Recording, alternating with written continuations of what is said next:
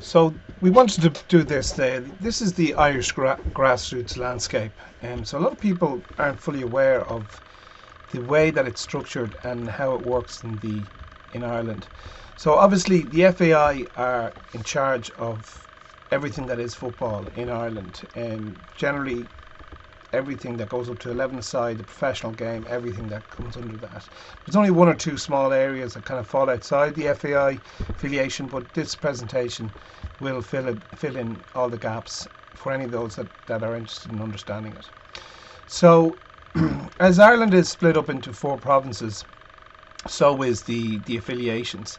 So what we have is the four provinces are Leinster, Munster, Connacht, and Ulster. So each province has its own affiliation that is in charge of football in those areas. So, for example, we have the Leinster Football Association, we have the Ulster Football Association, the Connacht Football Association, and also the Munster Football Association. And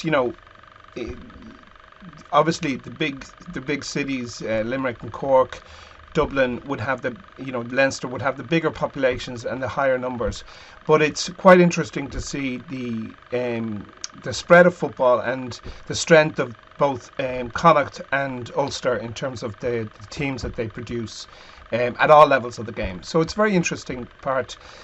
Also, the other parts of the game that I make up as well is the FAI have direct contact into the third level colleges, institutions. They're kind of like a separate organisation that run football at that level, in third level, and obviously they have the FAI schools, which look after schools in post-primary, primary, post-primary, and very, very successful programs in that area too.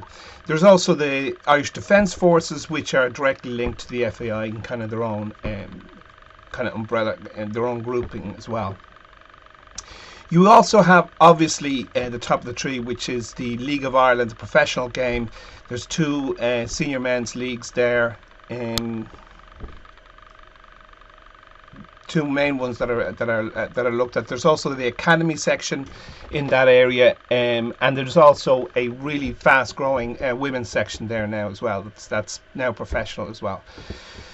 So there's also the Football for All, which I'll be talking about there, kind of another whole area that's growing, and the FIA have been very focused in this. And that I'll talk about that in a few moments, but that deals with everything, for example, from walking football, amputee football, blind football, cerebral palsy football, Down syndrome.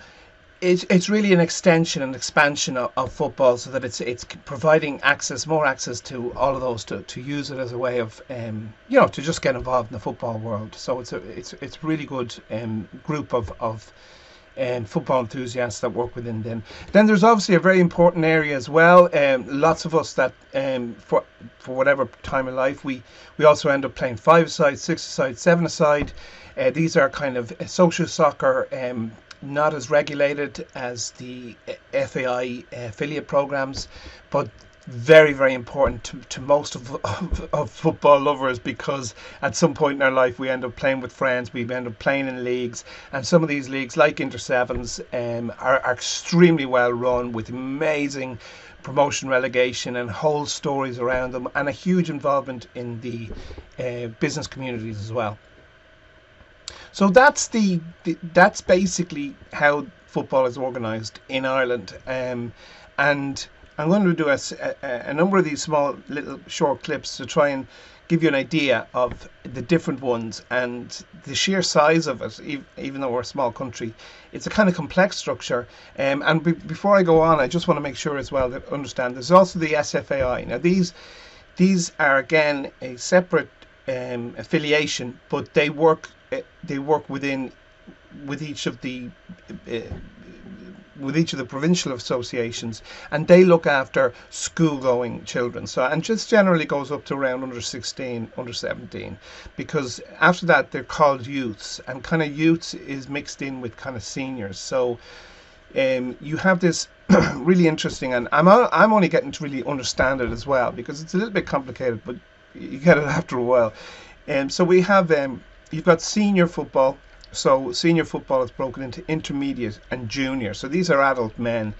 So intermediate is really the very top level before going into League of Ireland. So it's amateur football, but it's the very top level, and all of these clubs have very, very good facilities. They kind of they have change rooms for referees. There's a very high level. There's linesmen. There's there's the highest degree of professionalism, if you know what I mean.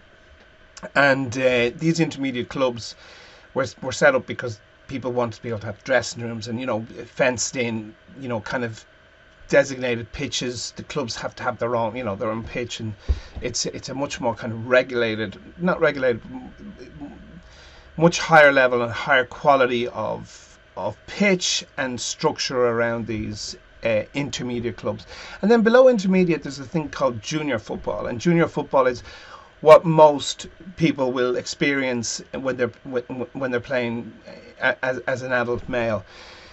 And that's why you have the FAI Junior Cup and things like that, and then it's quite interesting, a little bit complicated sometimes, but it's very interesting the way it all works. And then below that, then you have the youths.